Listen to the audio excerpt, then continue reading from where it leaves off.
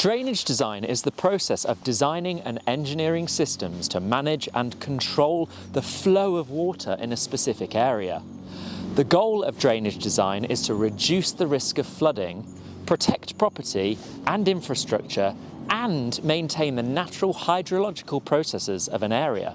Drainage design typically includes a site assessment and catchment review to include a topographical study, so an assessment of the land levels, a review of the existing drainage network and connectivity, flood risk, and the ground cover. For example, have you got grass or hard standing? Development reviews to understand the end user requirements for the site. Also potential site investigatory works such as an infiltration test to determine if soakaways are suitable. You might need modelling via computer systems such as micro-drainage or info-drainage to design and model the new drainage network, ensuring its suitability for the site. And what is a drainage strategy?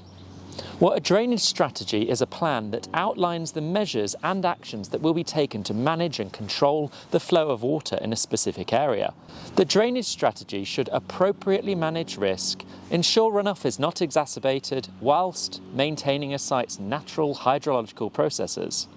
A drainage strategy typically includes identification of potential flood risks and drainage problems, analysis of existing drainage infrastructure and its capacity, an identification of potential solutions, best management practices and regulations, prioritisation of actions and implementation schedule, along with a monitoring and maintenance plan. There are different approaches for drainage strategies such as sustainable drainage systems or SUDs and green infrastructure, which mimic the natural drainage process and reduce the impact of development on existing drainage networks.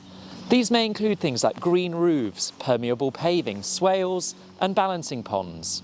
Traditional drainage systems use engineered infrastructure such as underground pipes to manage and control water flow. Under new regulations, SUDs will become mandatory and the ability to connect to existing drainage systems with surface water will be limited. Regardless of the drainage strategy approach, it must be tailored to the specific needs and characteristics of the site and will consider factors such as the type of land use, topography, climate, and local regulations. Drainage strategy reports for planning. The design and coordination of drainage strategies must meet the criteria set within the national and local planning guidance. Obtaining planning permission is a critical milestone in any project, and a compliant drainage strategy is a key part of this. For developers, a big shift is the introduction of mandatory SUDs for new developments. SUDs were previously optional, and many developers opted not to use them because of budget or area restrictions.